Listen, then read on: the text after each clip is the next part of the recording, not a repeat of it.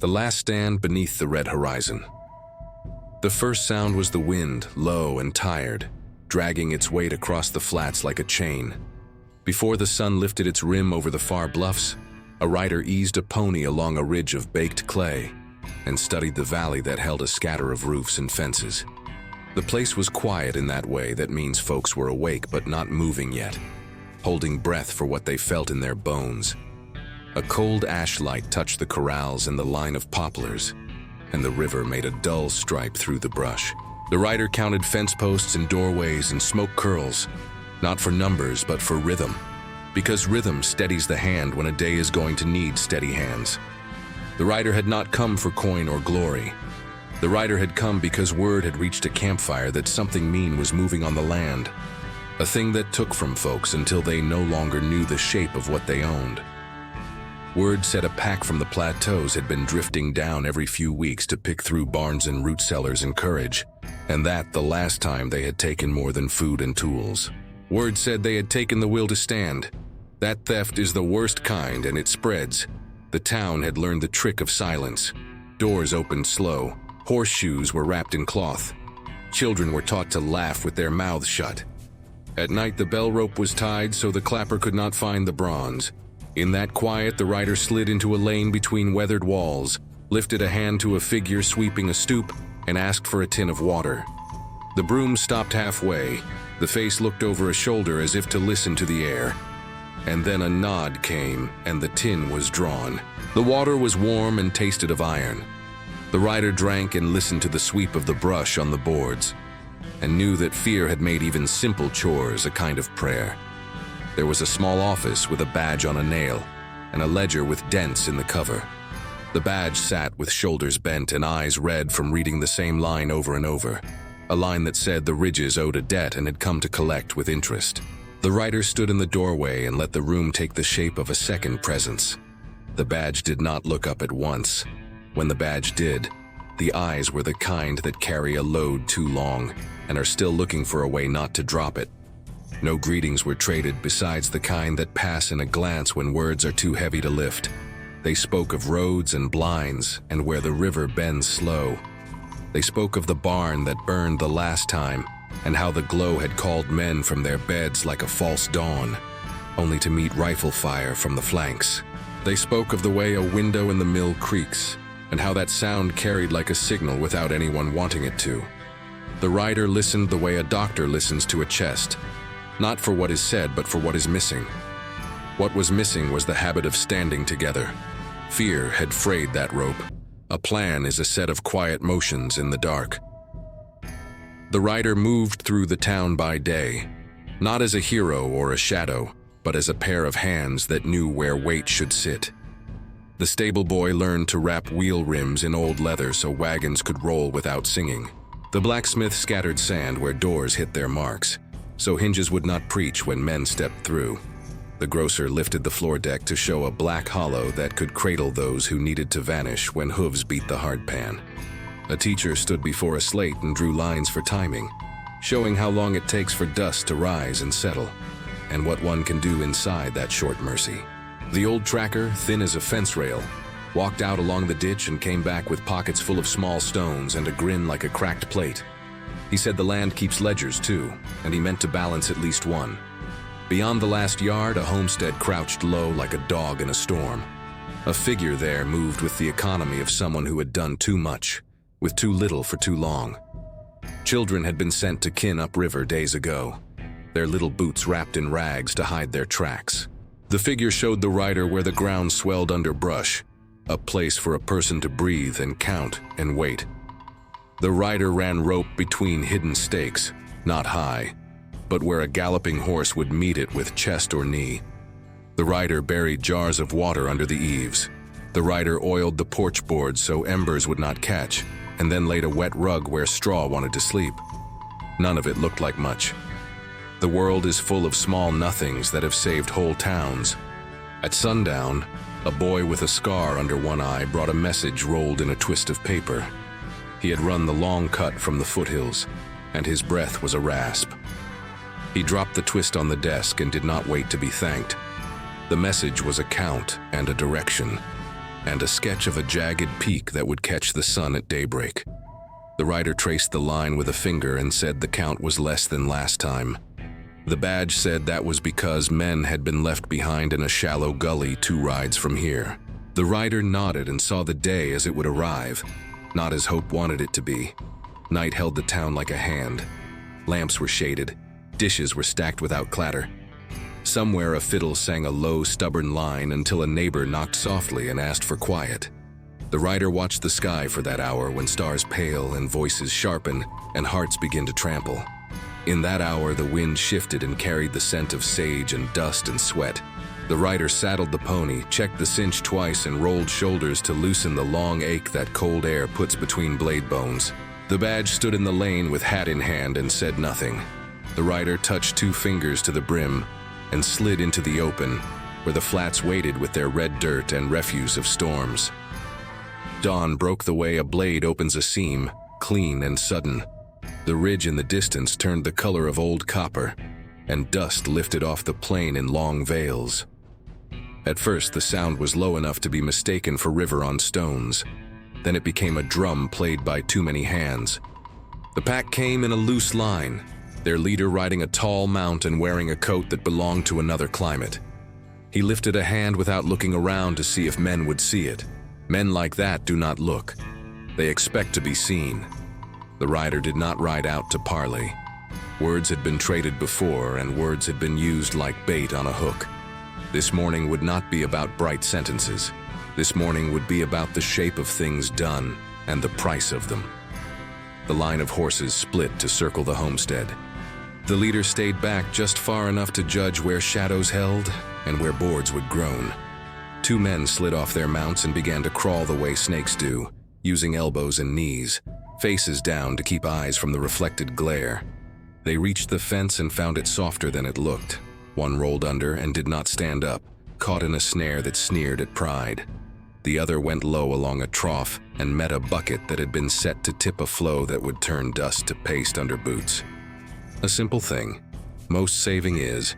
The first rush broke on wire and brush and a half-buried gate where one did not expect it. Horses reared, eyes white, and men swore and went down in shapes that would haunt dreams or teach lessons. The leader watched, lips thin, and lifted a hand again. This time the pack dismounted and came on foot in a staggered row, rifles at hips and eyes slitted. Smoke sticks arced toward the porch. The rider took the kettle from the hearth and dashed water along the plank seams. Steam rose and curled back into the faces of those who crawled. The porch steps were slick with wet clay dust by then. A boot slipped, and a rifle went off into empty air, and the shot made a hawk jump off a post 100 yards away. On the edge of the yard, behind a tangle of thistle and old fence wire, a sign lay in the dirt with paint so faded it read like a rumor.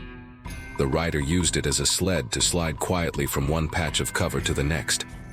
A quick hand looped a coil of rope around a post, then around a fallen branch, then across a path where feet were sure to run. When the third wave hit, it met that rope as a leg meets memory. There is a small difference between forward and down when the moment is right.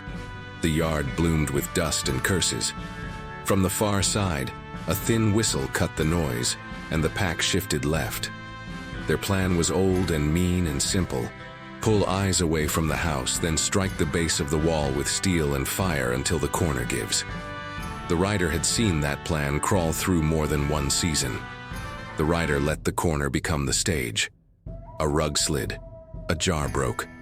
Mud swallowed the first flame. Behind the corner, a shovel lifted a slice of the ground that had been loosened in the dark hours. That slice flopped back over a nest of sparks and smothered their small voices. The ground can be a friend if you treat it like one. The river was not far, and its whisper had the tone of a man thinking too hard. A pair of townsfolk eased along its bank with buckets and a rail lashed between poles. They crouched and slid the rail under a barrel that waited in brush, then heaved it up as a third set of arms took the weight and hustled toward the yard, heads low, breath slow. The barrel found its place under the eave where fire wanted to climb. A tap in its side sent a thin stream onto the boards whenever a hand bumped it. Those bumps came often, because fear makes hands foolish and grace rare. The leader stayed back under a cottonwood whose roots gripped the earth like fists. A second figure in a dust coat drifted to that shade and spoke close, not taking eyes off the yard. There was a slow shake of the head from the leader, a lift of shoulders that said all this was beneath patience. The figure in the dust coat took a step back and let silence do its work. The leader raised a hand again, and this time men moved not toward the house but toward the little lane that led to town. That was the throat the pack wanted to cut. If you choke off help, you watch hope learn how to lie down. At that change, the rider left the porch and slid along the inner fence to a low gap packed with brush and scrap. On the other side, a draw cut the land, shallow but full of shadow. At the mouth of the draw, 3 riders waited with reins in teeth and eyes hard. They were set to drive down the lane and scatter any wagon or soul who dared the open. The rider let breath slow and counted to a number learned long ago under different skies. On the count, a lark sprang from a tuft of grass, and the rider moved during the small shock that any sudden life makes in the mind. 2 shapes went out of saddles without anyone remembering how. The third bolted wide and carried its rider into a patch of wire that a patient mind had tucked beneath weeds. The wire did what wire always does when a gallop meets it. The first light climbed and washed the valley in a flat glare that makes edges seem sharper and distances seem cruel. Dust hung like old curtains. In that haze, the rider saw a line of wagons far out along the low rise behind the mill. They moved without music, wheels wrapped, faces turned down. Between them walked a file of figures with shovels and poles and sacks of sand. The line did not come straight. It curved like a creek, using every swell and dip. The badge walked not in front but along the side, and that told the rider a lesson had been learned at last. The pack felt the wagons in the blood before they saw them. Eyes flicked open and mouths closed. The leader drew a long breath and spilled it slow, then pointed with 2 fingers toward the rise. A knot of riders broke off and ran to meet the curve. They found it deeper than it looked. A wheel dropped into a cut the tracker had dug and disguised with brush. The wagon lurched and spilled a crate. Tools clanged and flew. The clanging was not music, but it was a call. From the town, 2 more carts rolled, each pushed by hands more used to balancing bread loaves and chalk slates than to leaning into rough boards. Still, they moved, because moving was the only prayer anyone had left that morning. The lane became a knot of bodies and hooves and wheels and grit. The rider stepped into that knot and made room for a grandmother with a bucket who came in swinging like a person who had decided that if this was the day she would die with her arms moving. The rider took her elbow and steered her past a place where a beam had cracked, then gentled the beam down and left it to become a wall for a moment. A boy with hands too small for the rifle he held planted his feet and shook but did not step back. The rider put a palm to that rifle and pressed it down a few inches so its line would be true when the time came, and not before. The leader did not ride into the knot. The leader rode wide, looking for the seam that always appears when men push and stumble. There is always a seam. That is how packs live. The rider watched the eyes under the brim and knew what those eyes wanted. They wanted the porch. They wanted the door. Behind that door stood a figure who had fed the town in lean months and mended shirts until the cloth had more patches than memory. That figure now stood with a pan of wet ash and a short iron bar wrapped in cloth, and a look that said this house had learned to hold. The leader signaled, and 2 men with long coats and calm feet moved toward the porch with weapons held tight along their sides. They reached the steps and found them slick. One slid and fell. The other planted a boot and pushed up, and then met the leaned board that had been cut through just enough that a hard step would break it and sink a foot into a hole that did not look like a hole until it swallowed. That second man went down and did not rise with grace. The figure behind the door cracked the bar against the rail where a hand had reached, and the hand came back red. Time stretched thin and rang like a wire pulled too tight. The rider saw 3 things at once. The first was the wagons finally swinging into a rough circle that made a corral where none had been. The second was the pack faltering as its clean lines became messy. The third was the leader dismounting and walking, blade in hand, Not rushing, not striding, but moving with an old measure learned in rooms that smelled of polish and oil. The rider stepped down from the porch to meet that measure on ground that smelled of dust and stubbornness. There are fights that are about skill, and there are fights that are about will, and there are fights that are about whether a place chooses to keep its own name. This was all three. The blade flashed and bit and was turned. The rider moved with a calm that did not belong to the hour. The leader smiled once, a thin line with nothing behind it. The rider did not smile. The rider used the porch rail that had been cut to catch steel, and when steel caught, the rider did not think, only stepped in and took the breath out of the other, with a short, hard move that men who live on hard ground learn from hard ground itself. Silence dizzied the lane. Echoes ran off toward the river and died in cattails. For a heartbeat, all that lived in the valley was dust and light and the sound of a kettle rattling on a hook where someone had forgotten to lift it off the flame. Then breath came back into chests and the day began again, but with a new shape. Men from the pack, who still had legs under them, looked at the ground the way cattle do when they realize the pen is smarter than they gave it credit for. A few threw down iron and walked out of the knot with their hands high. A few chose the thorny out and ran for brush and found that brush had learned to grab where rope had taught it. Some lay very still and would not rise again, and men who had no love for them closed their eyes anyway, because leaving eyes open feels like bad luck. The badge stood with hands on knees and breathed like bellows, and counted to the number that had been on the twist of paper. The count did not match. The badge swallowed that truth and straightened. The rider looked toward the homestead and saw that the door still stood, and that the figure behind it had set the bar down, and was leaning against the frame with shoulders that had decided to rest a moment. The rider nodded to that figure, and though no word passed, a word was understood. By noon, the flats had swallowed most sound. The pack was in pieces. The wagons stood with brake blocks under wheels, and the town looked at itself as if seeing itself for the first time, without fear leaning over its shoulder. Men and women who had thought themselves small found they were taller when standing next to one another. A boy who had never been trusted with more than a broom now carried water with hands that had learned not to spill. A grandmother sat on the porch and shook mud from her hem and laughed once. A single bark that made three nearby souls laugh too, and not know why. The leader lay under the cottonwood where the shade moved slow. The rider closed the eyes with 2 fingers and said a short thing that would not have sounded like a prayer to anyone else, but was one just the same. The badge watched and did not ask about history or old debts. The badge had begun to understand that not every ledger belongs on a nail. Work began because there is always work. The broken rail was reset. The loose beam was braced. The path that had invited trouble was planted with thorn. A list was made of what had burned, and what had survived, and what would be needed before the cold came down again. The river washed blood into silt. The sky went higher, thinner, brighter, and then began its slow slide back toward red. In the long shadows of late day, a rider appeared on the ridge, a lone dot against the hot blue. It came down slow, a white cloth fixed to a switch above its hat.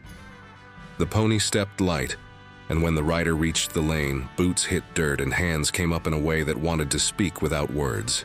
A sheet of paper came out of a pocket, crumpled and damp, and was handed to the badge. The badge read, jaw tight. The paper was a message from the plateaus, written by a hand that had learned to write maps and lists, but not letters. It said that no one would come down for a long while. It said that the ground had found a way to bite, and that the bite had taken the taste for a time. It said that a tally had been struck off, not settled, but set aside. The badge tacked that paper to the post where notices went, not in triumph but in witness. People read it and did not cheer. Cheering felt wrong while the cottonwood held its new shadow. Instead, they nodded and went back to mending. Mending is how folks stay whole when the world tries to convince them to be pieces. Evening put a copper band around the horizon. The wind softened and brought the smell of water and horse and a little of the sweet rot from the river edge. The rider stood by the fence line and watched swallows dip in the last light, their wings cutting letters no one knows how to read. The badge walked up with a parcel wrapped in cloth. Inside were coins and a strip of clean linen and a biscuit that still held a hint of warmth. The badge said it was not pay. The badge said the town had decided to stop paying the wrong people. The rider nodded and wrapped the parcel again and set it on the fence rail, not to refuse but to let it sit in the light a little. A voice from the porch thanked the rider without saying thank you. The kind of thanks that is worth anything is always a plain thing. The rider touched the brim and walked to the pony and cinched the strap with the same care used that morning. The town did not call for speech or song. It did not ask for a promise of return. It did not lay a hand on the saddle to hold the rider in place. It stood and watched with heads up, the way people watch a storm pass and know they had something to do with how it broke. The rider went out by the path along the creek where shadows already pooled. Crickets started their thin tunes. A coyote yipped and then shut up when the wind told it something it did not like. The pony picked its way through a run of stones as if it had been born to that path. Behind, the town arranged itself into night. The bell rope hung slack and easy. A chair by a door held a coat and a badge, but the badge did not sit in the chair. The badge moved from house to house with a list and a lantern and a steady step. Farther out, under a sky so big it made thoughts feel like seeds, the rider made camp. A small fire burned low and steady, the kind you can warm a hand by without telling the race of it to every set of eyes in the hills. The biscuit was eaten slow, last, as if saving something good might bend tomorrow a little. The linen was tied around a cut on the forearm with a knot learned from a river rope. The pony grazed in a half circle and lifted its head now and then to listen to the quiet, which is never quite quiet if you know how to hear it. Sleep came in thin strips, like cloth torn from an old shirt and tied end to end.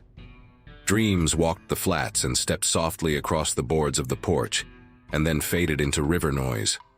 When morning touched the east with pale white, the rider rose and kicked dirt on the coals and smoothed the ground with a branch. You can leave a place better than you found it even when all you do is erase your own sign.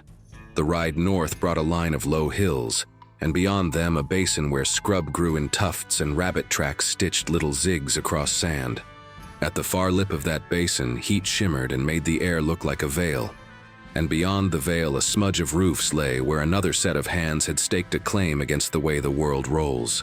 The rider stopped and watched a long time, then touched 2 fingers to the brim at no one and everyone, and moved on. Back in the valley that had learned to stand, the first rain of the season shouldered out of a bruised cloud and fell hard. It hammered tin roofs and turned dust into the kind of mud that smells like clean work. It washed the last of the powder from hair and fences and the tired boards of the porch. It left small mirrors in ruts, where a face could look down and see itself looking back without flinching. Children ran and yelled until a voice told them to save some for tomorrow. The river swelled and forgot what it had carried before, and that was fine, because the land remembers enough for both of them. Days take on a new shape after a stand.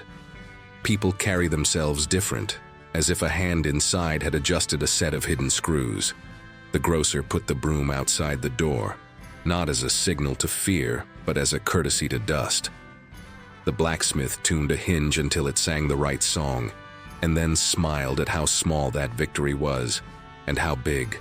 The teacher drew a new line on the slate, a line called Future, and taught the class how to count seasons not by what was taken, but by what was kept. The old tracker walked the draw and found where the wire had cut horses and said a quiet sorry and a quiet thank you, and threw the wire into a tangle where it could do no more work for a while. Stories began to grow, as they do. Some said a ghost had ridden down out of the sky on a wind and set the ground to biting. Some said a figure from a broken place had found a way to repair itself, by repairing what lay under its hands. Some said the town had saved itself, and that the rider was only the nudge a good table needs when one leg is short. The truth was somewhere in that circle. The truth is always a circle, and you walk it until you are tired, and then you sit down and call the circle a day. When the sun went red again a week later, a line of cranes cut the sky on their long walk toward cold. Their calls fell like thin knives and then melted into air. A woman on the porch of the homestead stood with arms folded and watched them until they were specks, and then she went inside and set a pan of bread on the table to cool. A boy traced patterns in the dust with a stick and did not draw a single horse. In the office, the badge slid the twist of paper into a drawer and closed it and did not lock it. Locks are for fear. Drawers are for memory. Somewhere beyond the low hills, a figure rode with the sun at the back and the horizon ahead. The land was big enough to make any rider small, but small does not mean lost. The rider moved like a comma in a sentence that had not yet found its end, pausing where pauses mattered, pressing on where pressing on was the only honest thing to do. The wind ran beside the pony for a while, unchained and playful, and then fell back to sift the tracks away so the next set of eyes would have to look not for sign, but for what sign means. And if that town ever forgets how the morning felt when dust lifted off the flats and the pack came with mouths open, it has only to step onto the porch in the red light, listen for the old low chain sound of the wind, and remember that a place is a net woven from many small knots.